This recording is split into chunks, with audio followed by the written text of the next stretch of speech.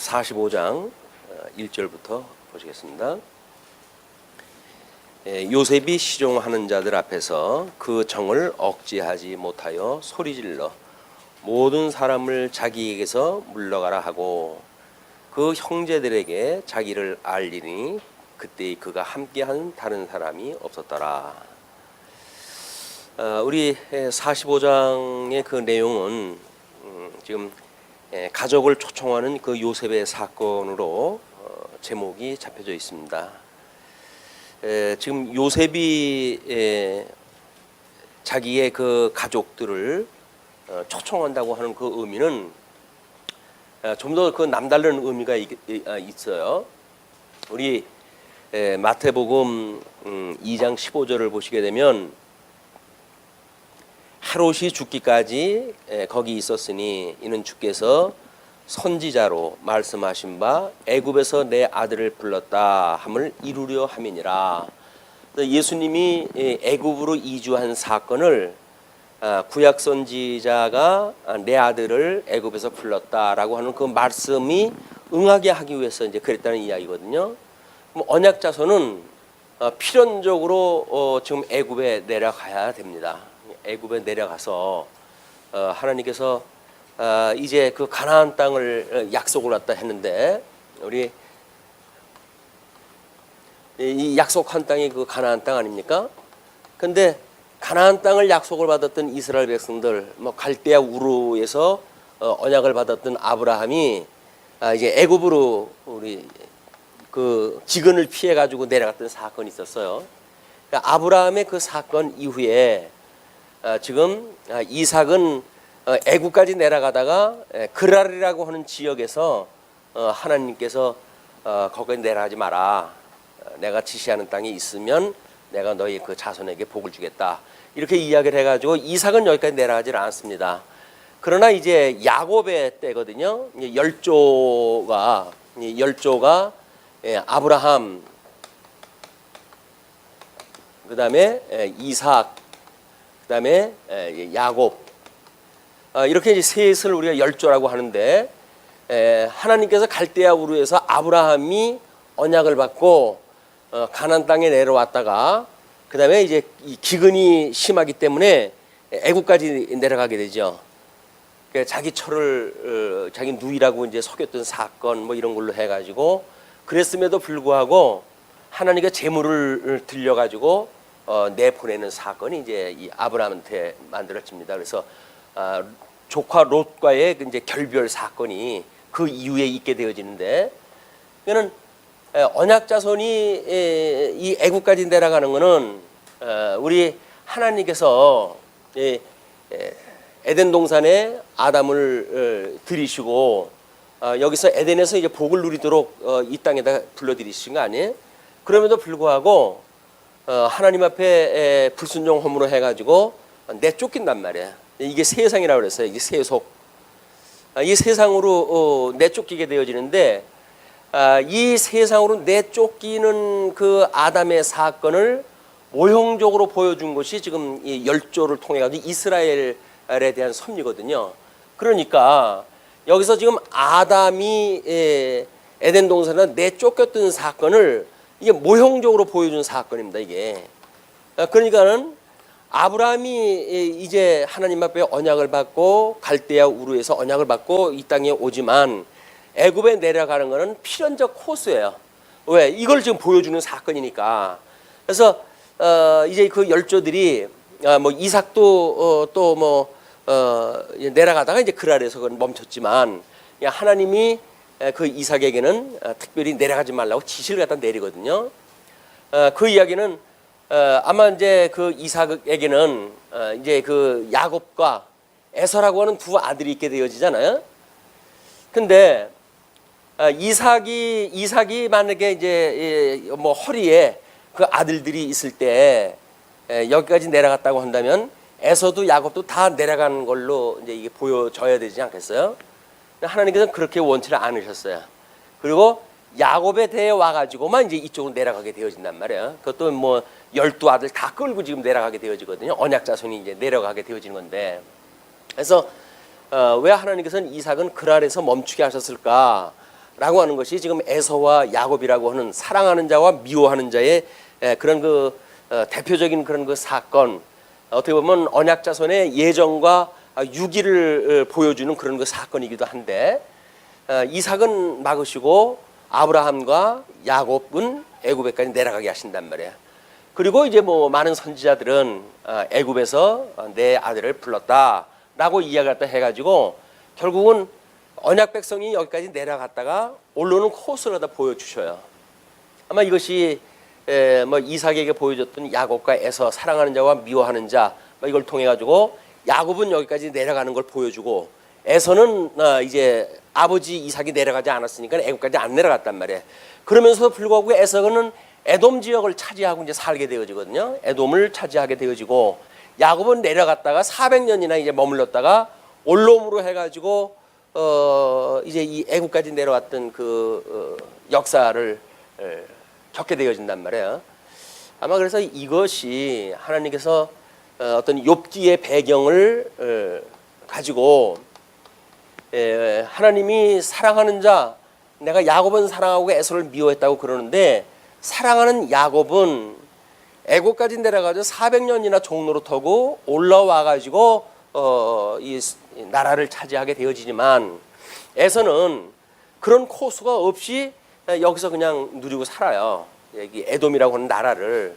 에돔이라고 하는 그 나라를 어차피 뭐 에서도 나라를 만들고 야곱도 이제 나라를 이루고 이렇게 살아가는데, 근데 왜 에서는 에돔이라고 하는 그런 그 나라를 세우지만 뭐 활 잘 쏘고 전쟁에 능하고 하니까 그냥 여기 찾아오고 산단 말이에요.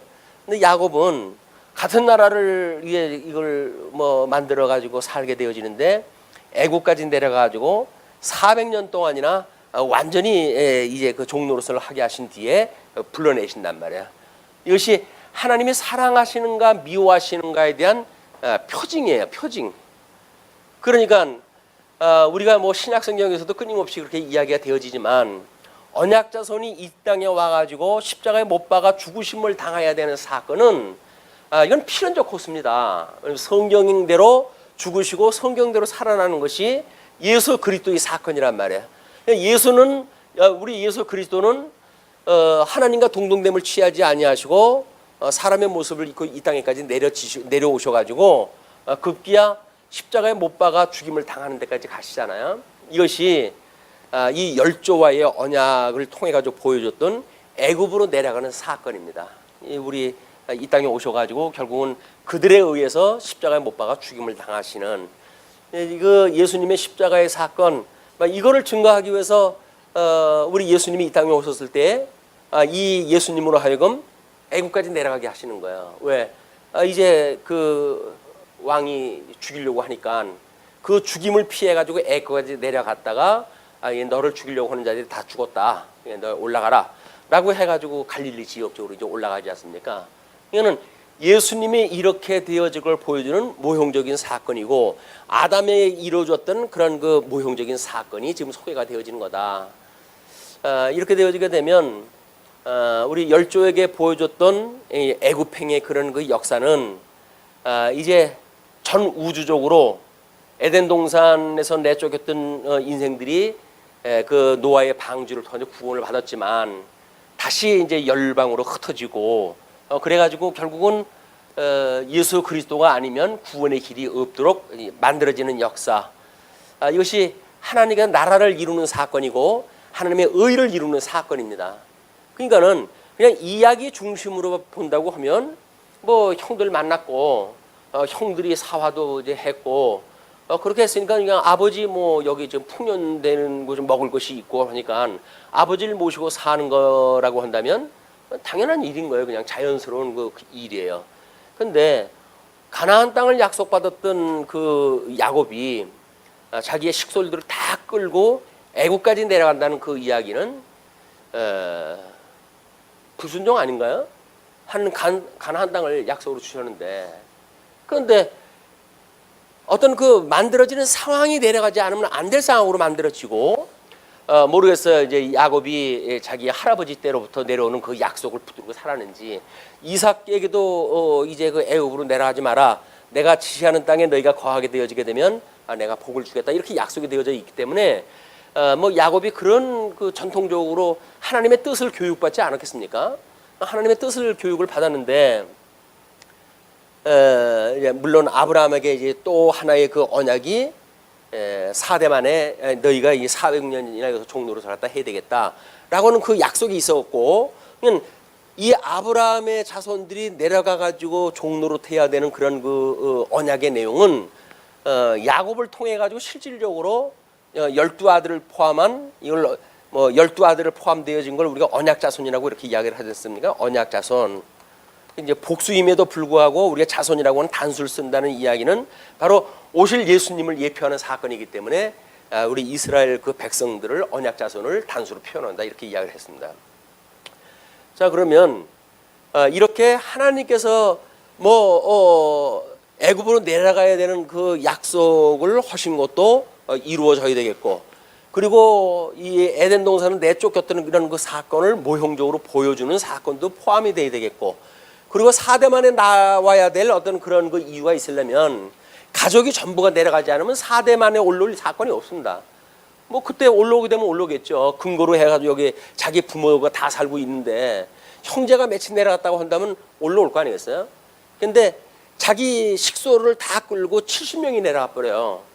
그 이야기는 다시 여기 근거지가 없다는 겁니다. 근거지가 없이 전부 내려가는 거야. 그러니까 여기서 400년 동안이나 종로로 탈 수가 있는 여건이 만들어지는 겁니다. 뭐 우리 이제 성령이 오시고 예루살렘으로 가지고 온 성도들이 모여가지고 그렇게 생활을 갖다 할 적에도 마찬가지죠. 하나님께서 그들로 하여금 그런 뭐 믿음이 좋아가지고 그 사람들이 거기서 살았다고 봐야 되는가?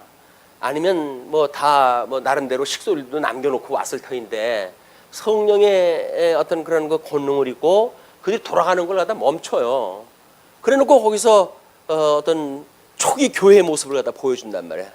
초기 교회의 모습이 뭐 유무상통하는 이런 그 모습. 그래서 지금도 많은 사람들이 이때 있었던 유무상통의 시대를 꿈꿔요. 많은 어떤 그 교파라든지 이런 데서 그런 걸 갖다 해가지고 공동체 삶을 자꾸 추구하고 만드는 것도 그런 원리입니다. 자기네들끼리 모여가지고 모든 그 의식주 문제 해결하고 우리 더불어서 이렇게 하나님의 아름다운 나라를 이루고 사는 것이 얼마나 아름다운고 뭐 이렇게 가지고 해요.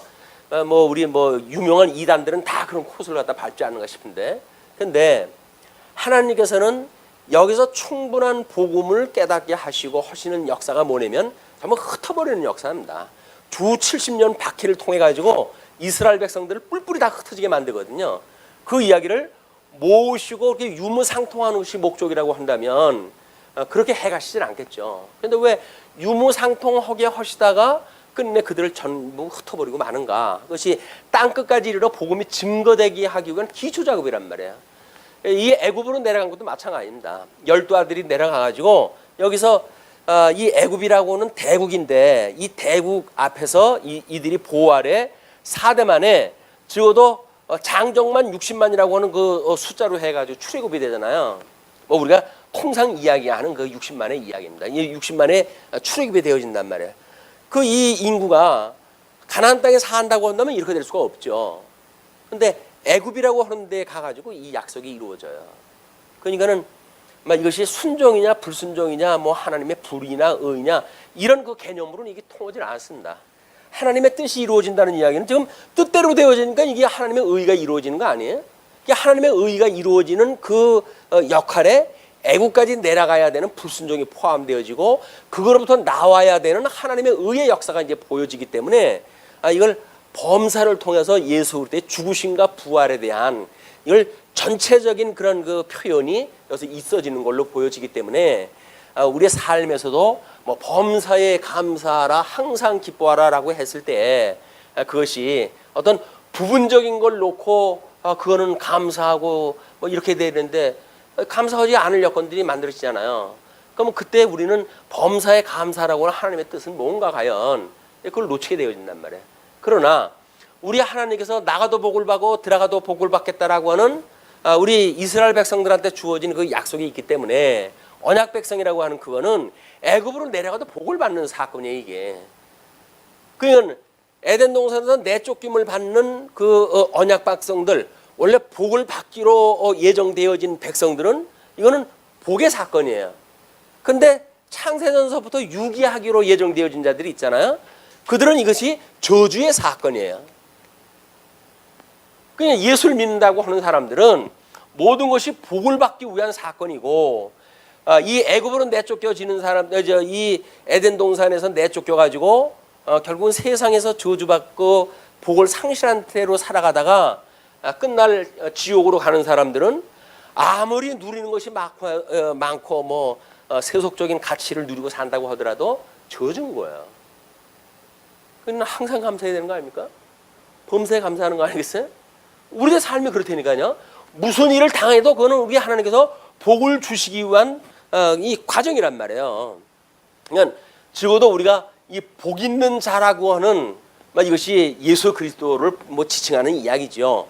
근데 그 예수 그리스도 안에 우리가 한 몸이 이루어진 거 아니에요. 여자 팔자 디웅박 팔자라면요. 신랑 예수 잘 만나가지고 우리가 예수님처럼 복 있는 사람의 우리가 아내로 살아간다고 그러는데 누가 뭐라 그랬어요? 사단이 아무리 뭐라고 하더라도 야, 내 남편이 예수 그리스도야 라고 했을 때 누구도 우리를 뭐 없이 여기거나 뭐 정죄하거나 할 수가 없단 말이에요. 왜? 우리 예수님이 대언자가 돼가지고 우리 하나님 앞에 얘는 내 아내예요, 내 사랑하는 자입니다 라고 우리 하나님 앞에 보고를 하기 때문에 예수님 안에 있는 자마다 정죄할 자가 없는 거예요. 우리가 이런 그런 그 믿음의 어떤 전 영역적인 이런 그 믿음이라고 하는 개념을 파악이 되어져야 일이 일비하지 않죠. 뭐 조금 뭐 형편이 좋아지면 또 뭐 우리가 희희낙낙하고, 조금 더 어려워지게 되면 또 코가 빠져가지고 하나님 뭐 이럴 수가 있어요, 저럴 수가 있어요, 이렇게 하는 우리가 하나님이 우리의 아버지인데 겨우 세상에다 만들어지는 조그만 어떤 조건의 변경으로 해가지고 아버지가 됐다가 뭐 그이가 됐다가 이렇게 될 수는 없잖아요. 우리는 뭐 아버지 부모님한테도 성질나면 뭐 그이가 그랬지 뭐 이렇게 이야기를 해버리는 게 인간 말종의 그런 사건들이란 말이에요. 근데 우리는 하나님을 아버지라고 했는데 우리한테 어떤 불이익의 여건 속에 우리를 넣었다고 해가지고 하나님 뭐 그러려면 호적에서 파십시오 이렇게 할 수는 없는 거 아니에요. 이미 창세전부터 예정하기로 되어진 우리들인데, 그렇다고 한다면 우리가 범사라고 하는 항상이라고 하는 시간 세계 속에서 우리가 이게 항상이에요. 공간 세계의 이런 그 개념 속에서 이게 범사예요.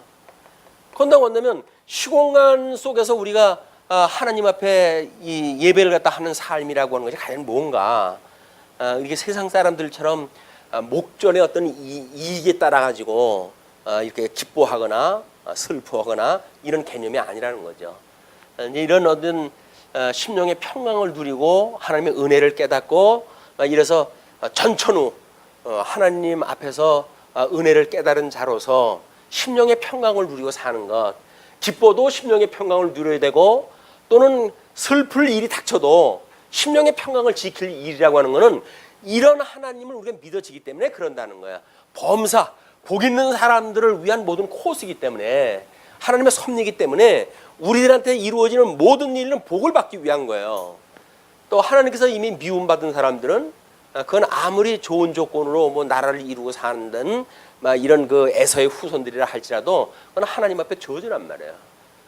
복과 저주라고 하는 개념이 우리한테 들어와야 나가도 복을 받고 들어와도 복을 받고, 하나님께서 우리한테 이런 복을 주셨나, 이런 복을 가지고 우리가 살 거 아니겠어요. 그 복을 받았다고 하는 것이 거기에 우리 감정적인 우리 심령 상태가 뭐예요? 그게 행복한 거예요. 행복이라고 하는 것이 뭐가 행복입니까? 이 복이 받았다고 하는 걸 깨닫고 살아가는 게 행복 아닙니까? 근데 뭐 언젠가 우리 정말 초론 날 아마 강론에 그런 걸 이야기했던 것 같아. 이 네이크로바의 이 꽃말이 뭐라 그랬어요? 행운이라 그랬잖아요. 세이크로바의 꽃말은 뭡니까? 예. 그러면 아니 우리는 널려져 있는 게 행복 아닙니까? 지금 이 클로버 밭에 가면 널린 게 세입자리예요. 전부 행복한 거야 이게. 근데 거기서 전부 짓밟으면서 못 찾아요? 행운을 찾는 거예요, 내 입자리를. 아니 이렇게 코막고 답답할 일이 없어. 세입자리가 전부 행복인데, 그러니까 세입자리를 갖는 것이 정말 행복인 거예요. 근데 사람들은 이 행복을 놓치고 행운을 찾아가지고 세입자리의 행복을 다 짓밟고 다니는 거예요. 내 입자리 어둡나. 행복한 우리 성도를 이 섭리하시는 우리 하나님의 모든 섭리는 복 있는 자 예수 그리스도로 인해 가지고 우리는 만사가 이 복을 누리고 사는 사람들이거든요. 근데 이걸 깨닫지 못하니까 어디 뭐 건 없나 해가지고 기웃기웃 거는 거예요. 행운이 없나 해가지고 내가 가지고 있는 복을 누리지를 아니하고 행운을 찾아가지고 우리는 뭐 우정 이런 행복을 상실한 삶을 산다고 한다면 분명히 이건 복 있는 사람이 아니겠죠. 복 있는 사람은 세 입자리 크로바 인생인 거예요. 불행한 사람들은 네 입자리 크로바야. 그래가지고 행복을 짓밟으면서 겨우 어떤 돌연변이로 해가지고 네 입자리가 나오는 거 아닌가요? 원래는 크로바는 세 입자리예요. 거기에 돌연반이 어떤 병신입니다. 꽃 중에 크로바 중에 병신이에요. 네 입으로 나는 게 그걸 찾아가지고 행운이라고 이야기를 한단 말이에요. 우리 인생이 다 이렇게 살아요. 근데 우리는 이미 성경을 통해 가지고 나는 복 있는 자야 라고 하는 정의가 떨어져 버렸어요. 하나님이 우리 아버지야, 복 있는 자 예수 그리스도가 우리 신랑이야 라고 하는 것이 다 이미 성경을 통해서 확인되어졌으니 우리가 어떻게 성경신학적으로 이 실천신학을 이해할 것인가, 이거는 매우 중요한 일입니다.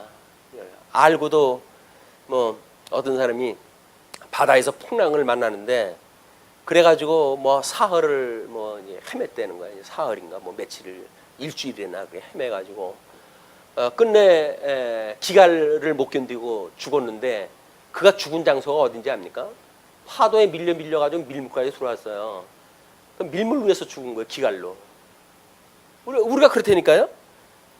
아니 민물 쪽으로 들어왔으니까 정신만 있으면 그냥 퍼먹고 살면 기갈을 면할 거 아니겠어요. 근데 그냥 풍랑을 만나가지고 거기가 민물인지 뭐 바닷물인지 분별도 못하고 기갈로 해가지고 죽었대요. 만들어낸 얘기겠지만 인생사가 그렇다는 겁니다. 우리가 복 있는 자가 이 복 있는 자와 우리가 한 몸을 이루었고 그래서 나는 죽어서 없고 내 안에 이 복 있는 자가 있습니다라고 한다면 우리는 복 있는 자들이에요. 행복한 사람들이라고요. 행복하십니까? 당신은 행복하십니까? 이단들이 또 묻는 것처럼 당신은 구원을 받았습니까? 이런 거 묻는 것처럼 당신은 행복하십니까? 이런 거 묻는 사람이 있다고 그랬나요? 누가 물을 것도 없어요.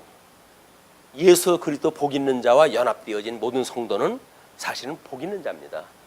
이 복을 누리는 거예요. 행복한 상태예요. 행복. 그런데 사람들은 예수를 믿어가지고 이 행복을 추구한단 말이에요. 왜 예수를 믿습니까? 나는 행복하기 위해서 예수님을 믿습니다. 이렇게 이야기를 해요. 그러니까 하나님은 계시를 통해 가지고 이 계시를 통해 가지고 내가 너에게 이 복을 주었어라고 이야기도 하거든요. 그러니까 우리가 그걸 믿으면 우리는 복이 있게 사는 거야. 근데 많은 기독교인들은 어떻게 한다고요? 예수님을 열심히 믿어가지고 내가 행복해야지 라고 이야기했다 하니까 하나님의 이 계시의 의도고 어긋나 버리는 거예요. 그건 일반 종교가 추구하고 있는 행복관입니다. 이게 우리가 예수님을 믿는다는 이야기는 나는 이게 복 있는 사람이에요.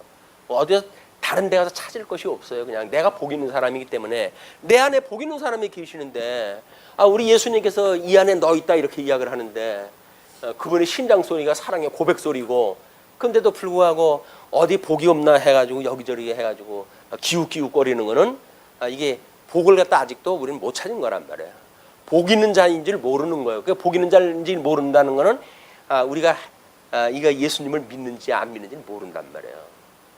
말은 우리가 예수님 믿는다고 그러죠. 근데 우정 어떻게 행복하십니까? 그러면 글쎄요 행복 열심히 행복을 우리가 추구하고 있습니다. 열심히 신앙생활 해가지고 행복하려고 추구하고 있습니다. 이렇게 이야기하는데 인본주의적인 기독교 사상입니다. 복을 추구하고 있는 사는 우리는 이미 하나님께서 언약이라고 하는 걸 복으로 주셨어요. 복으로. 우리는 이미 복으로 전부 이렇게 감싸 안겨 있는 거거든요. 왜? 예수 그리스도 안에 우리가 들어가져 있으니까 우리는 복 있는 사람이다. 행복하십니까? 행복하십니까? 여전히 글쎄요. 확신이 없어. 내가 행복하다. 왜냐하면 지금 이 이야기를 지금 여기서 해주는 거란 말이에요. 이 이야기를 하는 거기 때문에 본문을 통해서 이걸 깨달아야 되는데 여기서 그 식구들이 다 내려갔댄다. 친구 이 형제들이 그 참 그렇게 기고만장하더니 그 야곱한테 어떻게 절을 갖다 했다더라라고 하는 그런 개인적인 그런 그 일보다는 하나님께 계시를 갖다 하시는 전면적인 그림을 가지고 본문을 들어가면 본문을 우리가 공부하는데 더 많은 어떤 그런 그 깨달음이 있지 않을까 이런 생각을 해봅니다. 자, 그러면 45장 그 1절서부터 4절까지가 자신을 밝히는 요셉이에요. 요셉이 시종하는 자들 앞에서 그 정을 억제하지 못하여 소리질러 모든 사람을 자기에게서 물러가라 하고 그 형제들에게 자기를 알리니 그때에 그와 함께한 다른 사람이 없었더라. 형제들만 남고 다른 사람 다 물리친 거예요. 히브리 사람인지를 요셉을 몰랐겠습니까? 이미 보디발한테 팔려갈 때서부터 이미 히브리인 걸 다 노출됐던 사람인데, 그러나 이제 국무총리가 어느 정도 되고 이렇게 됐을 때 이제 자기 어떤 직위를 유지하려면 그런 어떤 그 유지에 필요한 그런 조건들이 있기 때문에 전부 내보내버려요. 그래서 그 사람들 있는데 울고 그러면 채신 떨어지잖아요. 국무총리가 울고 그러면 채신 떨어지니까 그 사람 통치권자로서 다른 사람 다 물리치고, 그리고 가정지 정을 가지고 가족들에 대한 정을 나누는 일이 우는 거예요. 이제 거기서 울어요. 그런데 요셉이 큰 소리로 우니 애굽 사람에게 들리며 바로의 궁중에 들리더라. 이 사건이 무슨 사건이냐라고 할 정도의 그런 어떤 여건을 남겨놔요. 왜냐하면 이제 그건 나중에 가족들이 전부 내려오고 무슨 일이냐 이렇게 했을 때 이만저만 했습니다라고 했을 때 바로의 마음을 하나님께서 움직이기 시작하는 작업을 이거로부터 시작을 한 거지요. 지근거리에 있는 하인들은 다 내보내놓고 그래놓고 이제 가족과의 정을 나누고, 그러나 이미 그 자기 가족들 바깥으로 내보낸 사람들, 그 사람들은 애굽 사람들 아니에요? 그 사람들은 여기서 복 있는 사람과 저주 받은 사람들로 구분되어지는 거죠. 이 복 있는 사람들끼리 만나가지고 지금 가족의 정을 나누고, 이 사람들은 전부 내보내고 이렇게 해가지고 이제 가족의 만남의 시간이 이제 벌어지는 겁니다. 3절에 요셉이 그 형들에게 이르되 나는 요셉이라 내 아버지께서 아직 살아 계시니까 형들이 그 앞에서 놀라서 대답하지 못하더라. 기가 막힌 일이죠. 꿈에도 이런 일은 상상도 못했던 일이 벌어진 거예요. 우리는 성경을 통해 가지고 이미 답을 다 알고 있잖아요. 근데 왜 이런 기가 막힌 이야기를 듣고도 아무런 우리는 감각이 없을까? 다 알고 있잖아요. 우리가 정답을 이미 어려서부터 성경을 읽으면서 다 알고 있던 일이기 때문에 다 알고 있는 일에 놀랄 일이 뭐야 이렇게 돼버린단 말이에요. 그러나 이때 이 형제들은 전혀 생각지 못했던 일들이 벌어진 거예요. 우리가 깨달음이라고 하는 거는 생각지도 못했던 거라고 하는 그런 자기의 어떤 그런 변화로부터 만들어지는 거거든요. 난 다 알고 있었던 일이야. 그래가지고 김 빼놓는 거예요. 이제. 영화 볼 적에 옆자리에 앉아가지고 먼저 본 사람이 앞에 나올 장면들 다 이야기해주고 긴장감 떨어뜨려 놓고, 그래 놓고 저 다음에 앉아 염려마 이래가지고 긴장을 해가지고 죽을까 아니까 해가지고 긴장을 해서 보는데 옆에 앉아가지고 초치는 거야. 앉아. 이제 누가 나와서 구해준단다. 이래가지고 해버린단 말이에요. 그런 답을 알고 있기 때문에 긴장감이 없는 거거든요. 인생살이는 믿음이라고 하는 그거는 알고 있기 때문에 되어지는 것. 이거는 믿는 사람이든 믿지 않는 사람이 다 그냥 마음 놓고 살아갑니다. 그런데 이 복 있는 사람들은 내가 복이 있다고 하는 것 때문에 우리가 이 안정적인 심령의 평강을 누린단 말이에요. 조건이 평강할 수 있는 조건인 줄 알아가지고 평강을 누리는 것이 아니라, 우리는 이 복 있는 사람이라고 하는 자기의 그런 정체성, 하나님을 아버지라고 부르는 내가 아들이야, 우리 예수님이 우리의 신랑 되시는 분이야, 라고는 믿음 때문에 우리가 평강을 누려야 되는데 그것 때문이 아니라 살만한 환경이니까 답을 이미 알고 있으니까 라고 하는 그거는 우리들한테 감동이 안 돼요. 그거는 믿지 않는 사람도 그 정도는 다 감동받고 살아갑니다. 우리 예수님 앞에 살아가는 우리 그 사도들이 끊임없이 예수 그리스도와 하나님으로 조차 은혜와 평강이 함께 있을지어다. 너희에게 영원히 함께 있을지어다. 이렇게 그 축복 기도를 하는 이유는 바로 그거예요. 우리 하나님과 예수 그리스도로 말미암아서 이분으로부터 쫓아나는 은혜와 평강 때문에 우리가 그러는 거지 주어지는 환경 때문에 그러는 것이 아니다. 우리는 환경 때문에 행복해지는 줄 알잖아요. 환경 때문에 행복해지는 줄 알고 자꾸 추구를 갖다 하는 거야. 이 추구를 갖다 하기 위해서는 전력을 갖다 이제 우리가 경주를 갖다 해야죠. 아, 예수님 믿는 거 조금 뒤로 미루고 돈 좀 벌고 충분히 번 다음에 내가 교회 나갈게요. 뭐 이렇게 이야기를 하는데 하나님의 은혜가 기다려 주실는지 모르죠. 본인들 그렇게 생각을 한단 말이야. 근데 우리는 행복한 사람이니까 예수를 믿는 거야. 행복한 사람으로 믿어지기 때문에 이렇게 우리 계시가 되어졌기 때문에 그걸 믿는 사람들은 그냥 행복한 거예요. 그리고 행복한 가운데 우리는 우리의 삶을 그냥 살아가는 것 뿐입니다. 우리는 행복을 추구하는 것이 아니에요. 그래서 행복을 추구하는 사람들은 이거는 불신자들, 하나님을 믿지 않는 자리라고 한다면 이 행복을 깨달은 사람들, 이런 거 깨달은 사람들은 우리는 하나님을 경외하는 것이 목적인 거예요. 주어지는 환경을 통해 가지고 하나님의 영광을 돌리기 위한 것이다. 그러니까 우리는 영광을 돌리는 것이 목적이고 이 사람들은 행복을 추구하는 것이 목적이에요. 근데 기독교의 어떤 그 목적도 마찬가지입니다. 우리한테 예수님을 믿으면 뭐 돈을 벌어요, 뭐 형통하고 잘 돼요, 뭐 이렇게 말한다는 이야기는 불신자들의 이야기인 거예요. 이게 우리는 행복을 추구하는 사람들이 아니라 행복한 사람들이기 때문에 하나님을 경외한단 말이에요. 경외하는 일로 우리는 가는 것이다. 그러니까 우리는 믿음의 생활이라고 하는 이 이야기는 경외로 연결이 되어지지 어떤 이 불신자들처럼 이런 행복을 추구하거나 이런 쪽으로 가는 게 아니다. 우리 신앙생활의 본질을 우리가 좀 파악이 되어져서 그냥 뭐 예수님 믿고 살아가는데 이만하면 여기가 천국이죠. 찬송 부를 때처럼 뭐 그 어디나 하나님 나라라면요. 그 어디나 초가상간이나 어디나 그 어디나 하나님 나라라면요. 예수님을 믿으면 아니 그런데 왜 하나님 나라가 왜 우리들한테 이렇게 눈물을 빼는 곳이란 말이에요 이게. 그러니까 그 예수님 안 믿는 거예요. 그냥 뭐 이렇게 와가지고 찬송도 배우고 뭐 이렇게 했기 때문에 찬송할 때는 찬송 부르고 이렇게 하지만 이런 믿음의 찬송이 아니라 그냥 가사를 읽어가면서 세상 노래 불러도 부르는 거예요. 가사 말은 너무 좋지 않습니까? 거기 하나님 나라라고 그러고 내가 택한 백성이라고 그러니까 얼마나 좋아요.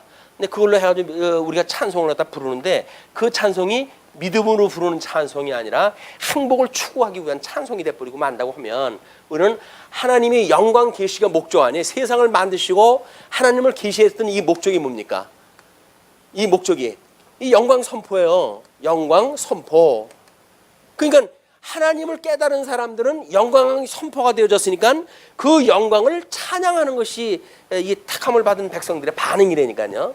근데 우리는 여전히 예수님을 믿으면서도 복을 추구하고 뭐 이런 그 이야기는 이 기독교의 본질이 왜곡되어진 거란 말이에요.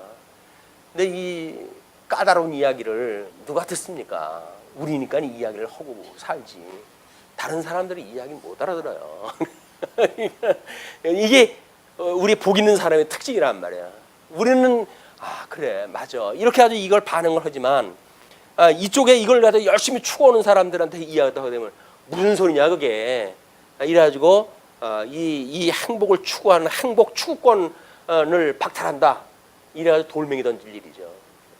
돌 맞아라 하여 돌 던져요. 그렇게 항론하게 되면 귀에 듣긴 소리를 갖다 해야 되니까 열심히 신앙생활하면 하나님께서 복을 부어주십니다. 복을 부어준다고 이렇게 해요. 우리는 이미 복 있는 자야. 복 있는 자기 때문에 예수님을 믿음으로 해가지고 복 있는 자가 확인되어졌고 확인되어졌기 때문에 우리는 행복을 누리며 사는 사람이란 말이에요. 자, 4절에 이제 형들이 그렇게 요셉이 형들에게 이르되 내게로 가까이 오소서 그들이 가까이 가니 이르되 나는 당신들의 아우 요셉이니 당신들이 애굽의 판자라. 여기에 이제 담력이 있으면 뭐 참 사화하고 이렇게 되어질 텐데 가슴이 철렁했을 거예요. 아, 이젠 끝이구나. 우린 끝났다 이제. 이게 언약자손이라고 하는 그런 믿음을 가지고 뭐 이 아버지 때로부터 이런 복음의 원리를 깨닫고 했으면 아, 하나님께서 이 일이 있으려고 우리를 여기까지 인도하셨구나. 이렇게 해가지고 우리는 소망을 이제 보게 될 거란 말이에요. 근데 그런 믿음이 없으면 아, 이제 내 인생 끝났구나. 이렇게 되어질 거야. 그러니까는 그 뭐 우리 이삭이 죽었을 때, 야곱이 죽었을 때 그 나머지 형제들이 뭐라 합니까? 야, 아버지가 우리들 참 이렇게 잘 돌보라고 이렇게 하셨다.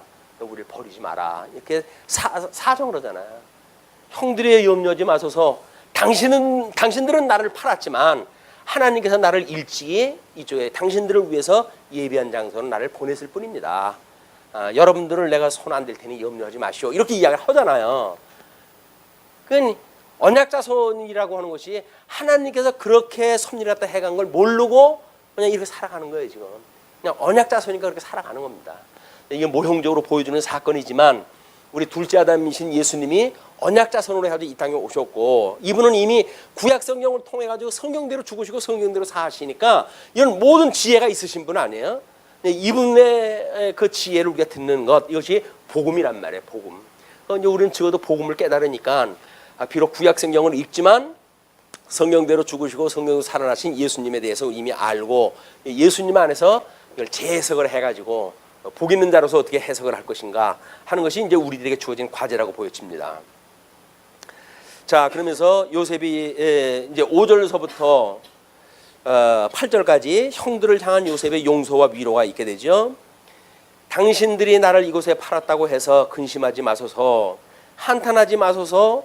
하나님이 생명을 구원하시려고 나를 당신들보다 먼저 보내셨나이다. 바로 뒤에서 이야기를 했다 하는군요. 그 야곱이 죽었을 적에도 이야기가 또 나오죠. 그래서 이거는 지금 야곱이 죽었을 때와 살았을 때 똑같은, 요셉은 똑같은 이야기를 갖다 해요. 근데 형제들이 받아들이는 감각은 전혀 다를 겁니다. 왜? 지금은 뭐 야곱이 살아있는데 네가 날 갖다 죽이랴 그러면 우리 아버지가 그 백골이 슬퍼할 텐데 네가 우리를 죽일 거야 뭐 이런 생각을 가질 수도 있겠죠. 그럼 만약 요셉이 죽었을 적에는 야곱이 죽었을 적에는 글쎄 이렇게 되어질 거란 말이에요. 이런 그 어떤 심리적인 변화도 믿음의 여정을 우리가 살펴보는데 도움이 될 것 같습니다.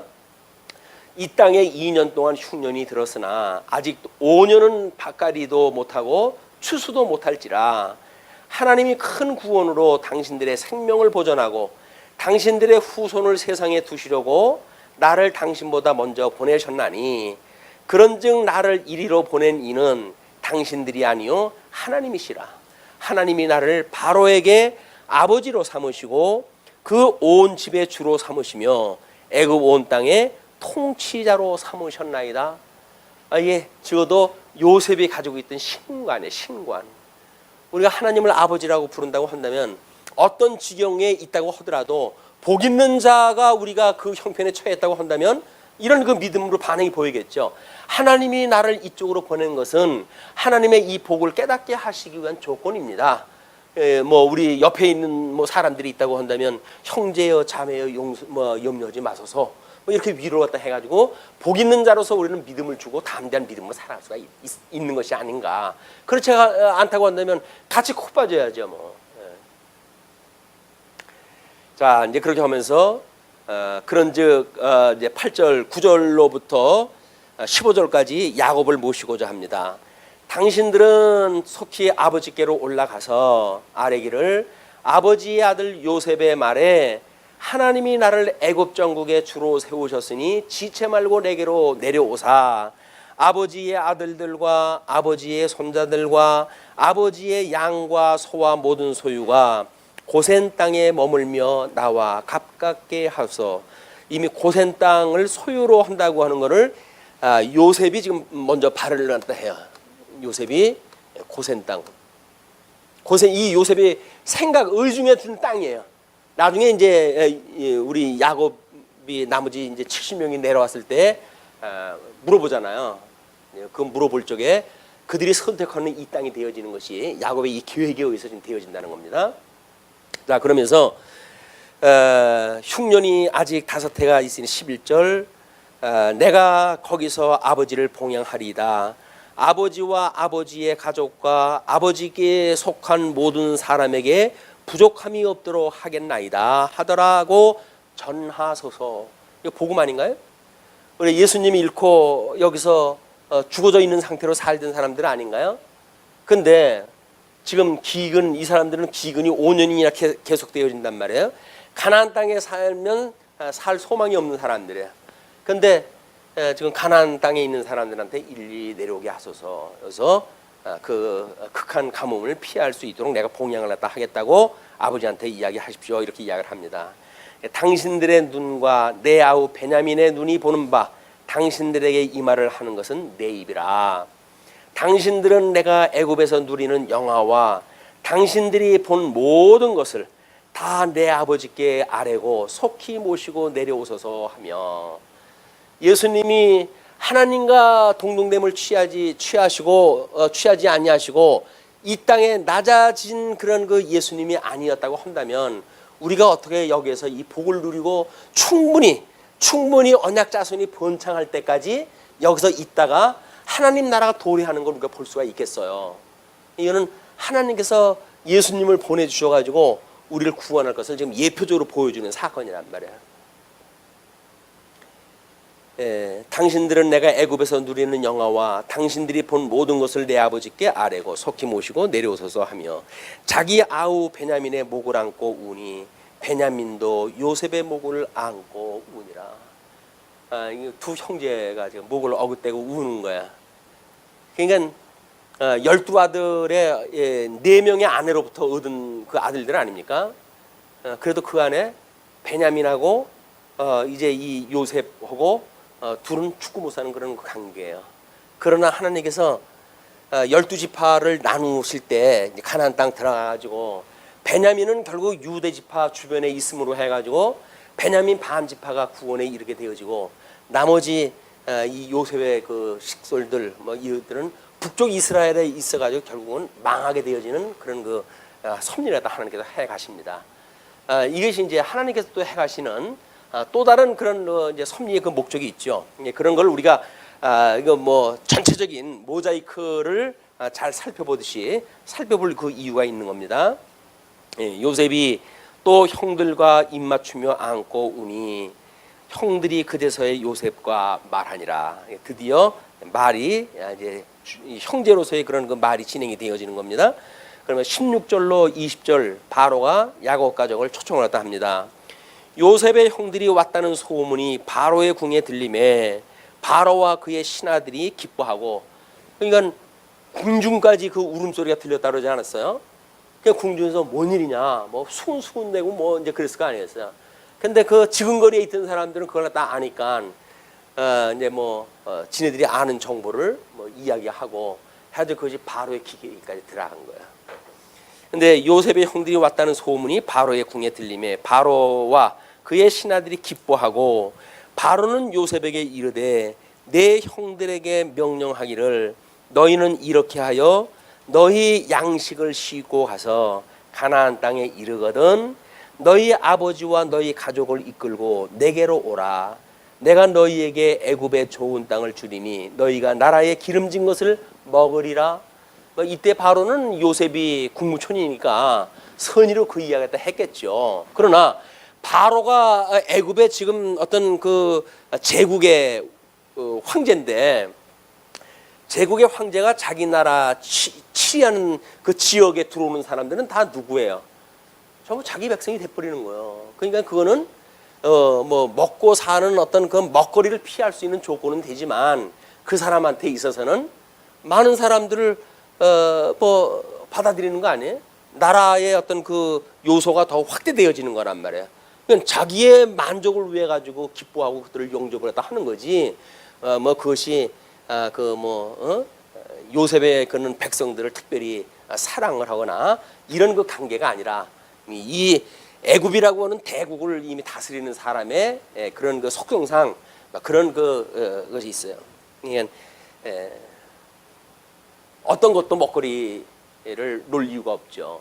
요즘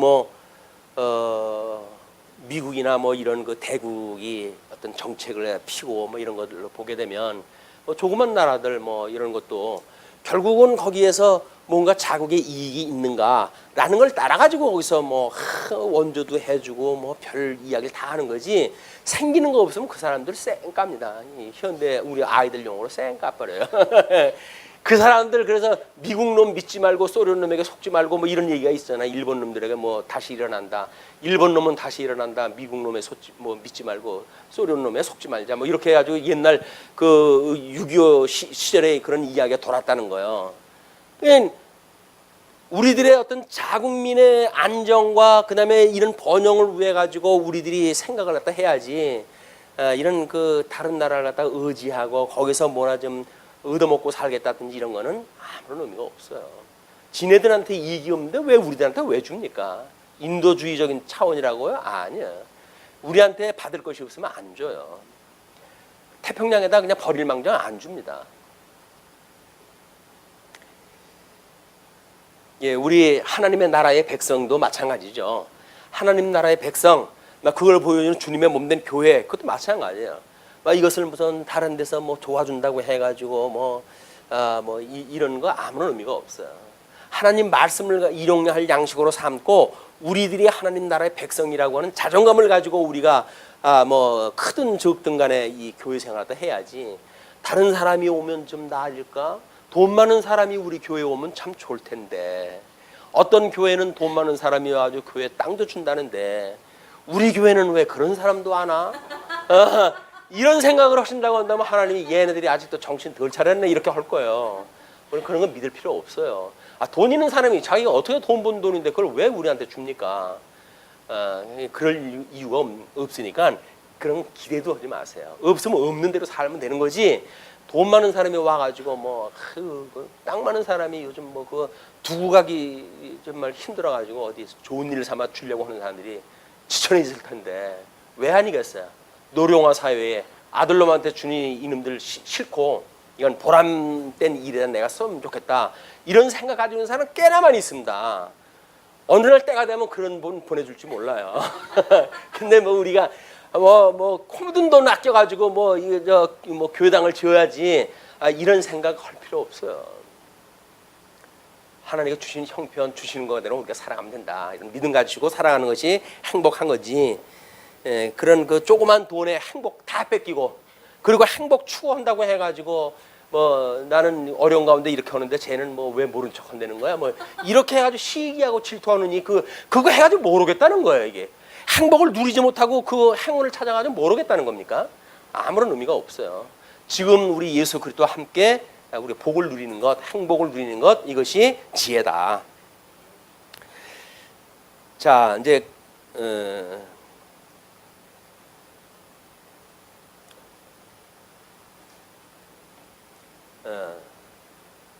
18절까지인가요? 네? 이게 언제 넘어갔나?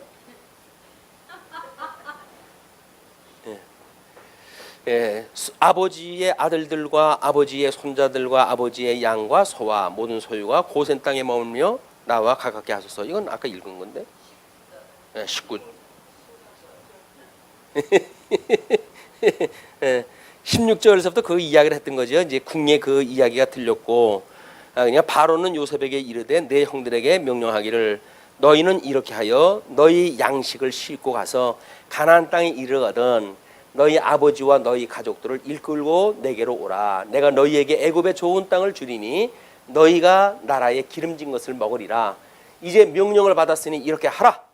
너희는 애굽 땅에서 수레를 가져다가 너희 자녀와 아내를 태우고 너희 아버지를 모셔오라. 그래가지고 무슨 버스예요 이거? 그랜저 버스인가요? 아주 엄청난 아주 수송하기 좋은 그런 수레를 갖다 보냅니다. 그때 수레라고 하는 거는 보통 세단이 아니에요. 리무진 버스에 해당되는 그런 걸 보낸 거예요. 또 너희의 기구를 아끼지 말라. 온 애굽 땅의 좋은 것이 너희 것임이니라. 이거에 쏘으면 안 되는 거야 이게. 이래가지고 이거에 쏘갔다가 나중에 종이 돼버립니다. 그 사람들이 종이 돼버려 이 사람들이. 그냥 그때만은 뭐 좋은 생각으로 했겠죠. 그러나 짐승 권세의 속성상 우리들한테 결국 좋은 것을 주질 않는다. 키워가지고 언제는 잡아먹으려고 하는 그런 그 속성이 있다고 하는 걸 늘 염두에 두셔야 돼요. 세상 짐승 권세가 마찬가지야. 짐승 권세가 교회에다가 뭔가 좋은 소리로 뭘 한다. 그 이야기는 언젠가 교회를 핍박하려고 하는 그런 저희가 있는 거예요. 근데 그거를 정치 권세에다 빗대 가지고 뭔가 이렇게 한다는 이야기는 이건 하나님을 믿는 것이 아니라 불신의 그런 현상들이다. 21절서부터 28절까지 귀함과 보고와 야곱의 반응을 이제 소개가 되어지는데요. 이스라엘의 아들들이 그대로 할세 요셉이 바로의 명령대로 그들에게 수레를 주고 길 양식을 주며 또 그들에게 다 각기 옷 한 벌씩을 주되 베냐민에게는 은 300과 옷 5벌을 주고 그가 또 이와 같이 그 아버지에게 보내되 순하기 10필에 애굽의 아름다운 물품을 실리고 암나기 10필에는 아버지에게 길에서 드릴 곡식과 떡과 양식을 실리고. 그런데 가자마자 모시고 올 거 아닌가요? 근데 이걸 왜 보내는 거죠? 지금 이거는 요셉이 자기 아버지한테 자기가 국무총리가 되어졌다고 하는 또 하나의 증거예요. 이제 또 하나의 증거를 통해 가지고 형들이 가가지고 빈손으로 가가지고 그 요셉이 살았는데 국무총리가 됐습니다. 내려오라고 그럽니다. 그러면 아버지가 한 번 속지 두 번 속습니까? 그동안에 한 일들을 알고 있는데 이 자식들이 이게 이제 나비까지 팔아먹으려고 그러네. 이런 생각을 갖고 안 믿을 거예요. 그러니까는 바로 내려올 그런 그 일이지만 거기에서 징표를 갖다 보내는 거죠. 징표. 당신의 아들이 국무총리가 되는 게 맞습니다. 그 이야기죠. 그 예수님이 이 땅에 오셔가지고 당신이 하나님 나라에서 온 그리스도라고 하는 걸 징표로 보여주는 사건들이 뭐예요? 그게 전부 표적의 사건들이고 전부 그런 거란 말이에요. 근데 그걸 알아봤던 사람들이 뭘로 예물 바쳐요? 그 예물 바치잖아요. 유황과 그 몰약과 이런 걸로 예물을 바치잖아요.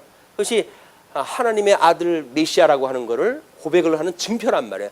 그 사건이 중요한 것이 아니라 다른 사람들이 그 기사를 보았을 때 그리스도가 맞네 라고 하는 걸 우리도 믿잖아요. 이걸 우리도 믿는데 동시에 살던 야곱이 자기 아들들이 아무리 못 믿을 놈들이지만 그렇게 싫어오고 그러는데 아니 그 시절에 어떻게 수레에다가 그런 걸 싣고 와요.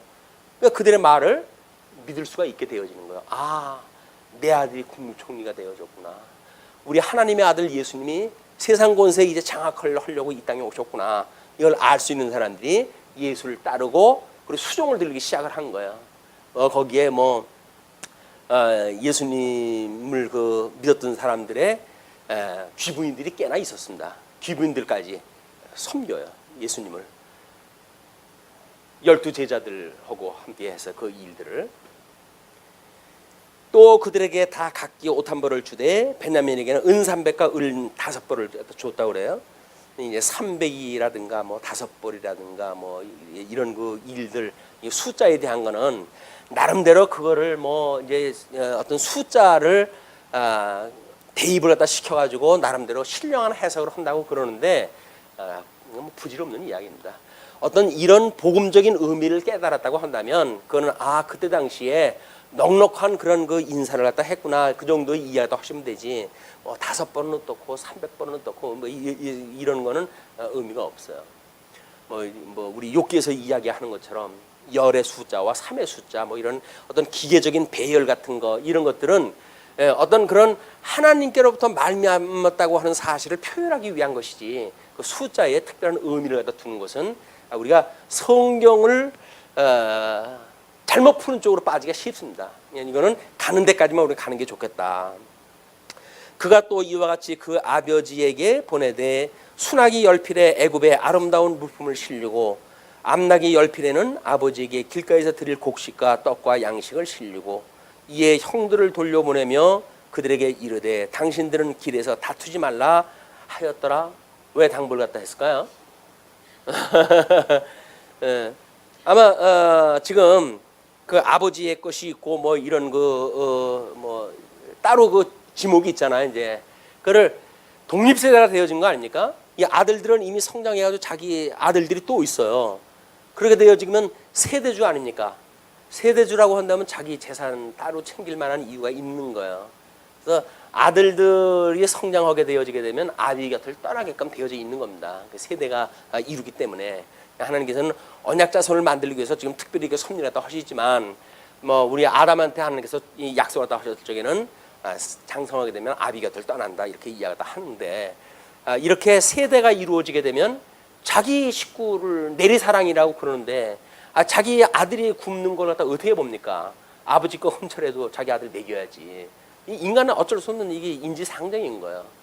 그래서 이제 그 요셉이 형들한테 그 다투지 말라고 이렇게 이야기를 합니다. 그러면서 그들이 애굽에서 올라와 가나안 땅으로 들어가서 아버지 야곱에게 이르러 알려 이르되 이 이쁜 소식을 요셉이 지금까지 살아있어 애굽 땅 총리가 되었더이다 하고 보고났다 했어요. 야곱이 그들의 말을 믿지 못하여 어리둥절하더니 믿지 못하죠. 몇 년을 지금 그 뭐 자식을 잃어버렸다고 해가지고 상심하고 살아왔는데 이것들이 또 이제 와가지고 뭐 요셉이 살았다고 지금 그러네. 이걸 어떻게 믿어요? 믿지 못하고 어리둥절하더니 그들이 또 요셉이 자기들에게 부탁한 모든 말로 그에게 말하매 그들의 아버지 야곱은 요셉이 자기를 태우려고 보낸 수레를 보고서야 기운이 소생한지라. 낙담을 했던 것이 분명해요. 이게 또 이놈들 수에 또 말려가지고 또 이제 무슨 새로운 고생길이 시작되는구나. 이 뭐 가지 많은 나무고 바람 잘 날 없다고 12명 뒀더니 하나는 죽어버렸고 또 하나는 담보로 잡혀버렸고 이 10명밖에 안 남았는데 이것들이 또 무슨 때를 쓰려고 와가지고 뭐 요셉이 살았다고 이 이야기를 하나. 그래가지고 이제 그냥 뭐 속에 아마 낙담이 됐던 것 같아요. 근데 그 수레를 보고 뭐 이제 이런 상황을 판단을 갖다 하고 보니까 기운이 소생을 갖다 해요. 참 인간 생각이 어떻게 이런 그 형편 좋다고 금방 낙담했다가 금방 소생이 되어져가지고 소생이 되는 그 얼굴빛이 어떻게 표현됐는지 그것 좀 표현이 됐으면 좋겠어요. 그냥 아마 만연했을 거예요. 그냥 웃음꽃이 만발했다 해가지고 이스라엘이 이르되 조카도다. 이제 말로는 그렇게 해야 돼. 조카도다. 내 아들 요셉이 지금까지 살아있으니 내가 죽기 전에 가서 그를 보리라 하니라. 내려갈 수 있는 충분한 조건이 되어진 거예요. 그러니까 금지옥역 그 아들이 살아있다니 내 그놈만 보고 죽는다고 하면 여한이 없다. 애굽 아니라 지옥으로 내가 내려가마. 이제 그런 마음이 생기는 거죠. 근데 정말 거기가 이제 그런 믿음이 없다고 한다면 못 내려가죠. 네가 대신 가서 양식 싸와. 난 못 가. 이렇게 할 바인데 자기 아들이 살아있는 것이 뭐 국무총리가 됐다고 이야기를 하니까 그냥 기운이 솟는 거야. 솟아가지고 뭐 그때는 뭐 기분 좋을 때니까 무슨 말인지를 못 하겠어요. 내가 지옥이로 또 가마 이렇게 이야기를 하죠. 정말 지옥 가라고 그래 보십시오. 이놈들이 그냥 못하는 소리가 없다고 난리칠 거 아니겠어요? 그러나 내가 가리라 이렇게 이야기를 합니다. 막 이래가지고 이제 야곱 가문의 애굽 이주의 대 이주 사건, 이민 사건이 이제 만들어지는데 그것이 단시간적으로 보게 되면 비극의 어떤 그 가뭄을 피하는 어떤 극적인 사건이기도 하고 시간이 가면서 나름대로 이제 어떤 그 민족적 비극의 사건이 되어지는지 그러나 궁극적으로 해가지고는 또 어떠한 하나님의 의를 이루는 사건이 되어지는지 이렇게 거시적으로 보게 되어지게 되면 우리가 눈앞에 보이는 것 때문에 일이 일비할 이유가 없다. 하나님께서 이렇게 장거리로 봐야 돼. 길게 통시적으로.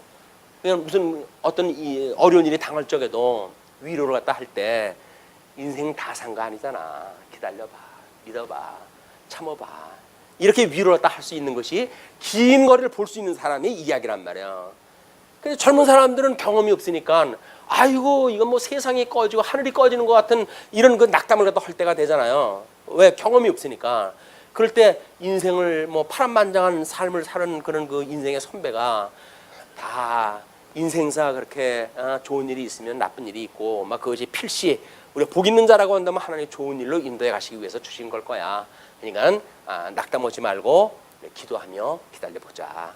하나님 앞에 그렇게 우리가 기도해보고 기다려보자. 이렇게 위로할 수 있는 지혜가 만들어지잖아요. 그래도 우리가 지혜자라고 하는데, 지혜자가 젊은 사람이 그냥 낙심 온다고 해가지고, 네가 낙심 오면 난 두 배나 낙심 오지, 내가 이 나이에 뭘 하냐, 네가 힘을 내야 내가 뭘 갖다 할 텐데 네가 낙심 오면 어떡하냐 해가지고 거기에 매달려가지고 이거 우리가 하게 되면, 이것도 이제 이거 우리 나이 많은 사람으로는 체면이 안 서는 이야기란 말이야.